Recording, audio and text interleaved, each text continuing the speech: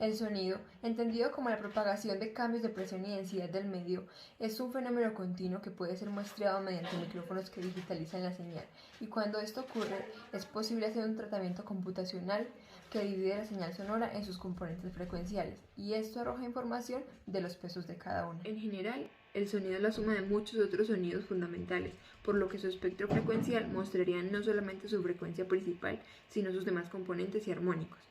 Los instrumentos como la guitarra se caracterizan justamente por emitir sonidos simples y armónicos, para que cuando se superpongan formen sonidos compuestos.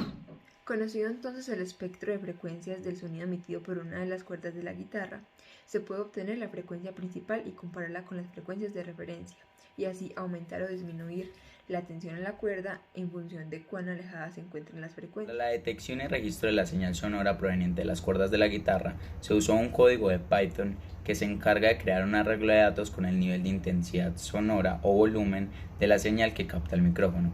Este código además exportaría los datos a otro código donde tomaría lugar la descomposición de la señal. A los datos obtenidos se les aplicó la transformada de Fourier, utilizando como parámetro una frecuencia de muestreo de 44.100 Hz. De esta frecuencia se obtuvo un arreglo con los pesos de las componentes frecuenciales de la señal, y a partir de este conjunto de datos se seleccionó la frecuencia principal. La frecuencia principal no es más que la frecuencia a la que está asociada el mayor peso, es decir, que tiene mayor relevancia en la composición de la señal. El código, entonces, la identifica y la compara con las frecuencias de referencia, que están dadas por las frecuencias características de las cuerdas de la guitarra. Esto mediante un criterio visual, al imprimir una gráfica en la que puede verse si la frecuencia principal está por debajo o por encima de las líneas asociadas a las frecuencias de referencia.